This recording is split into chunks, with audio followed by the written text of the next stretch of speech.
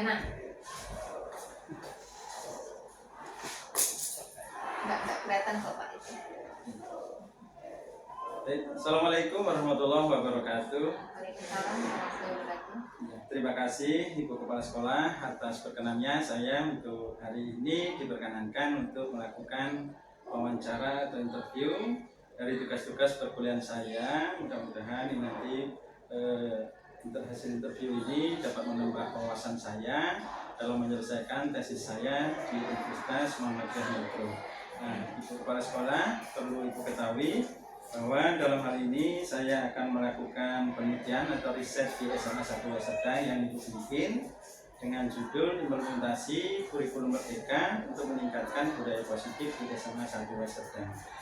Ibu Kepala Sekolah yang terhormat, ini saya punya 17 pertanyaan yang relevan dengan judul yang saya angkat, dan tentunya hari ini mudah-mudahan Ibu berkenan untuk memberikan informasi sesuai dengan apa yang saya tanyakan.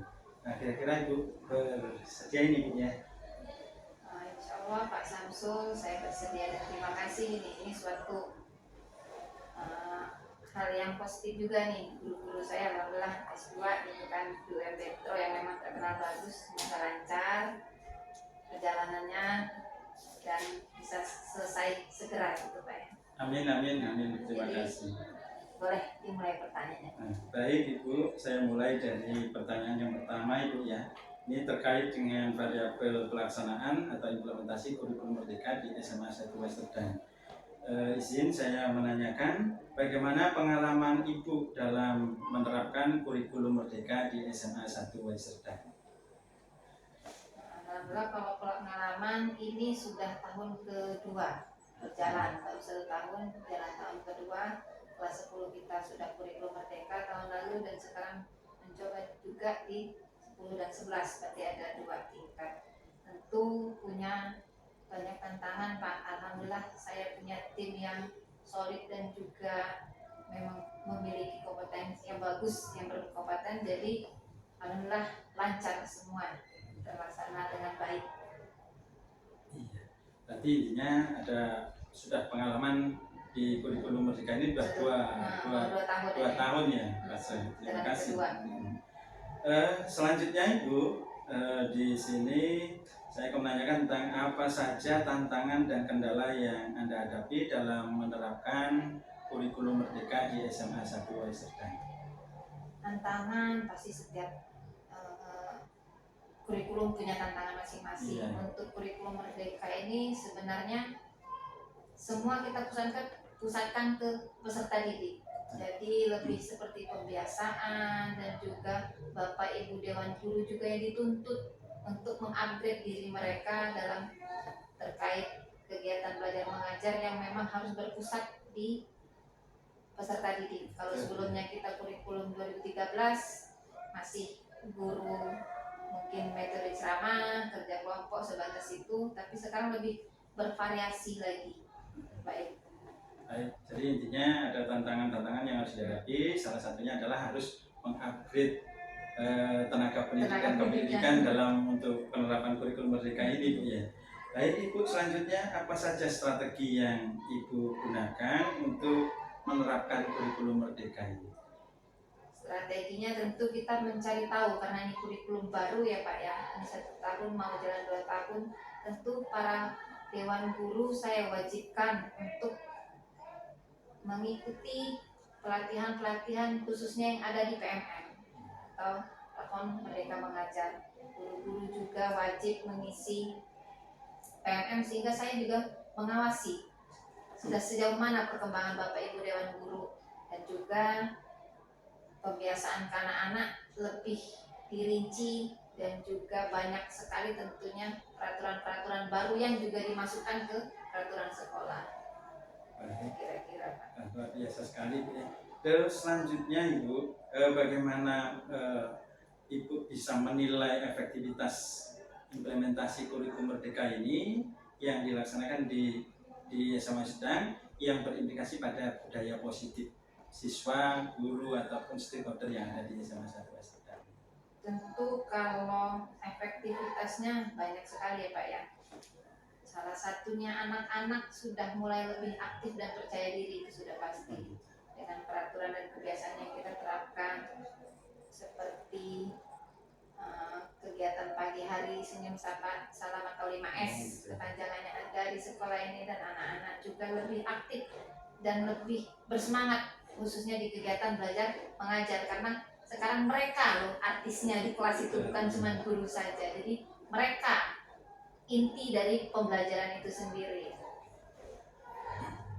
Baik, untuk selanjutnya Ibu, ini yang poin yang kelima, apakah Ibu membuat atau menyusun instrumen kurikulum operasional satuan pendidikan atau KSP?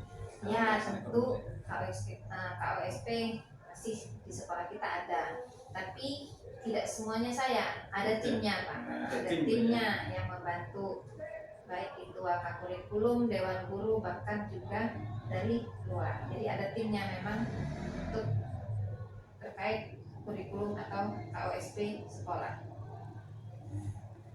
Baik Ibu, selanjutnya saran apa yang Ibu bisa sampaikan untuk meningkatkan implementasi kurikulum merdeka dan budaya positif di SMA 1 Weserdan? Tentunya kita harus melek. Ini sudah banyak yang berubah Pak. Bawaan zaman kita ini harus melek IT, kemudian juga kita harus mengubah diri kita atau mengupgrade diri kita, baik itu terkait kurikulum ataupun hal-hal atau kebijakan-kebijakan yang menuju budaya positif di sekolah, terutama di anak-anak. Baik Ibu, Tetap semangat jadi Pak, betul. sabar dan semangat intinya. Semangat ya, semangat. Selanjutnya Ibu, apakah Ibu membuat jadwal proyek penguatan profil Pancasila atau P5 dalam pembelajaran interdisipliner yang berorientasi pada pengembangan karakter dan kompetensi siswa ini tentunya, dan semua stakeholder yang ada di Ya tentu, kalau P5 itu salah satu dari kurikulum merdeka ini, bagian yang tidak terlepas ya Pak ya. P5 saya memang membuat jadwalnya, atau lebih tepatnya saya menentukan judul apa yang mau diambil dan nanti tim yang akan mengembangkannya. Saya mengarahkan, misal kita ambil semester ini kita ambil 2 proyek, berarti nanti tim yang mengembangkan. Saya sudah mengarahkan materi apa yang dipilih atau tema apa yang dipilih, dan pengembangannya nanti lagi-lagi ada timnya juga untuk fasilitasi P5, ada timnya Pak. Sama seperti tadi tim kurikulum ada. Oke, baik, terima kasih Ibu. Untuk pertanyaan selanjutnya ini Ibu, apakah Ibu menyiapkan instrumen pembelajaran ekstrakurikuler yang akan dilaksanakan sesuai dengan minat dan bakat siswa sesuai dengan sumber daya satuan pendidikan? Jadi saya dibantu wakak kesiswaan terutama Pak. Jadi setiap ada kegiatan awal tahun atau MPLS, jadi ada demo organisasi atau semua ekskul dia berdemo menunjukkan ekskulnya. Jadi nanti anak-anak yang menentukan minatnya kemana, bakatnya kemana. Bahkan saat PPDB, anak-anak yang memiliki sertifikat atau bakat-bakatnya saya minta untuk dikumpulkan. Jadi kita ini paham, oh mereka punya bakat di bidang ini. Jadi tidak ada paksaan anak harus mengambil ekstrakurikuler ini itu enggak. Jadi kembali ke anak-anak, mereka yang pilih sesuai minat dan bakat mereka. Sesuai dengan minat dan bakat, tentunya tidak ada paksaan Ibu ya. Ya, Baik Ibu, untuk selanjutnya pembelajaran intrakurikuler yang dilakukan secara terdiferensiasi sehingga peserta didik memiliki cukup waktu untuk mendalami konsep dan menguatkan kompetensi. Ini upaya apa yang dilakukan dalam proses pembelajaran terdiferensiasi sehingga peserta didik itu punya cukup waktu, kemudian mendalami konsep dan menguatkan kompetensi siswa itu. Kemudian kalau anak-anak ini kan terkait kurikulum merdeka ini jamnya juga berbeda dengan jam yang lalu. Kemudian gaya belajar kita juga menyesuaikan ke peserta didik. baik itu di kelas. Jadi itu tadi kata saya tidak monoton lagi Pak. Jadi kita lihat dengan tipe kelas 1, 2, 3 itu bisa berbeda-beda gaya belajarnya karena mereka yang beda latar belakang dan lingkungan keluarga tentu punya cara pendekatan yang berbeda juga, lebih beraneka ragam. Jadi ada pemetaan gitu ya, semacam pemetaan. Selanjutnya Ibu, untuk yang ke-10, bagaimana Ibu menciptakan lingkungan belajar yang positif dan kondusif di sekolah yang Ibu pimpin? Sudah pasti sekolah ada aturan, kemudian bantuan Bapak Ibu Dewan Guru stakeholder SMA Negeri 1 Sedang itu sudah pasti andil besar Pak. Jadi bantuan Bapak Ibu Dewan Guru, wakil kepala sekolah, dewan guru, kemudian wali kelas, semuanya turun andil dan termasuk peserta didik untuk membiasakan ke hal-hal positif itu tadi. Untuk poin selanjutnya Ibu, apakah Ibu memberikan punishment bagi yang melanggar dan reward bagi yang berprestasi di sekolah yang dipimpin? Ya, karena sekolah kita tadi punya aturan, punishmentnya mungkin lebih ke poin. Kita lebih enak menghitungnya anak itu pamannya poin Pak. Jadi misal poinnya sudah mereka melanggar, salah dikit ada poinnya. Poin sekian nanti dipanggil oleh dewan guru wali kelas. Sudah naik lagi ke BK, naik lagi ke Wakasis. Klimaksnya baru ke kepala sekolah untuk hal-hal yang sudah melebihi batasan lah, terutama poinnya di atas 100 kita anggap saja.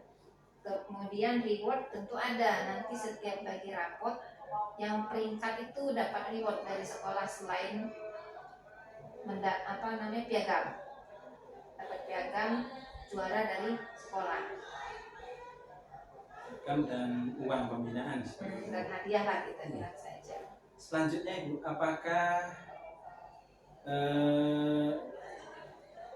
guru-guru yang ada di SMA Sakwa Sedang ini menyambut siswa di depan gerbang sebelum pembelajaran? Ya, tadi 5S saya bilang. Oh, gitu.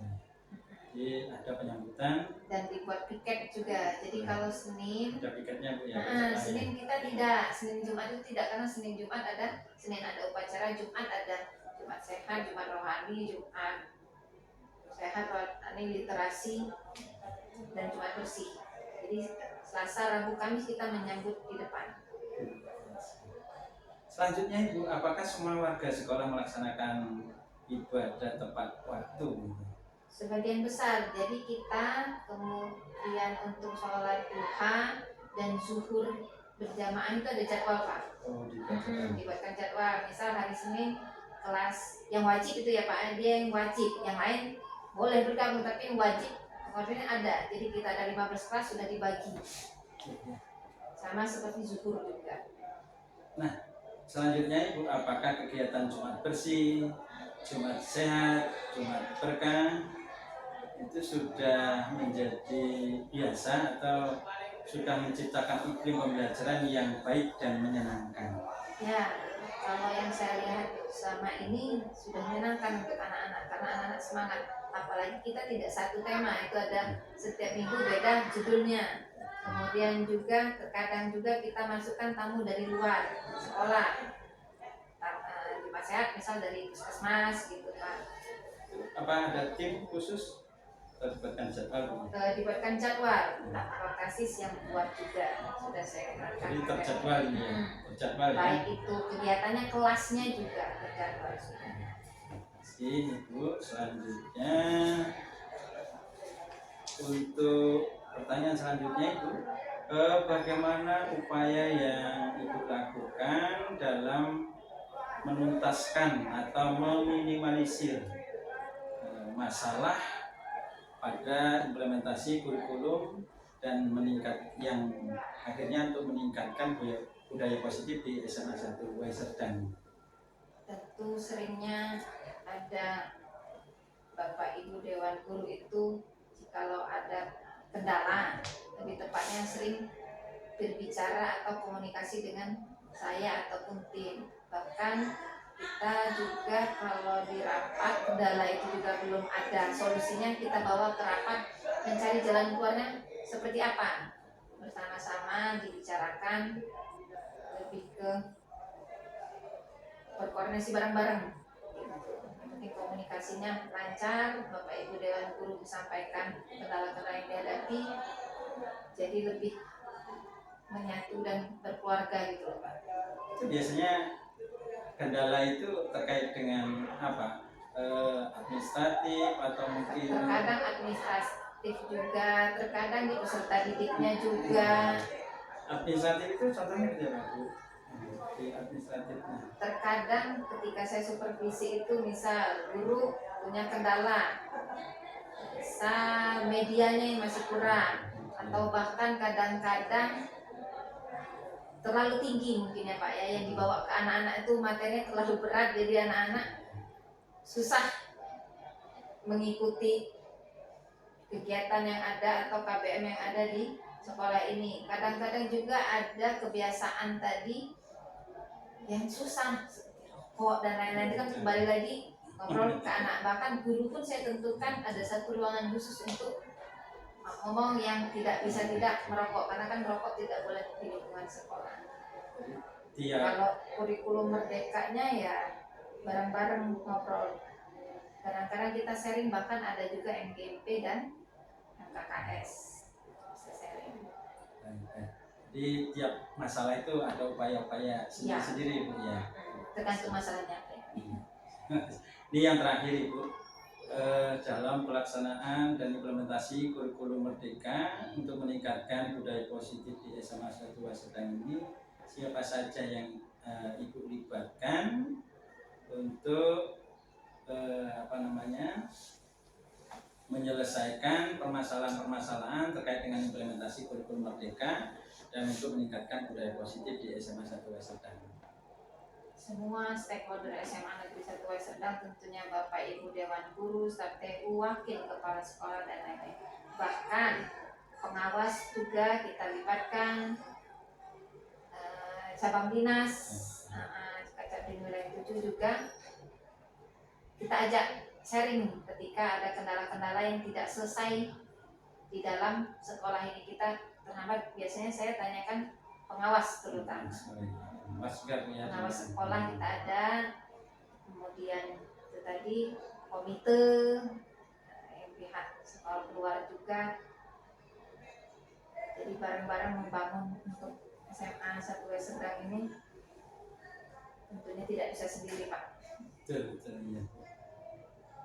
Terus ini tulisan terjadwal atau mungkin insidental? Lebih ke situasional aja Pak. Situasional. Ada tidak terjadwal, tidak. Biasanya kalau sudah ada kendala, saya bingung, saya tanya langsung pengawas, biasanya gitu Pak. Cukup bertanya sama pengawas, Bu Cici, kemudian dapat solusi biasanya. Dan itu lebih efektif ya Bu ya untuk dalam hal implementasi kurikulum dan untuk meningkatkan budaya positif di SMA 1 Wasedang. Ya, karena kita juga SMA itu induknya di provinsi, jadi yang paling dekat itu pengawas dan kepala cabang dinas atau cabang dinas wilayah 7.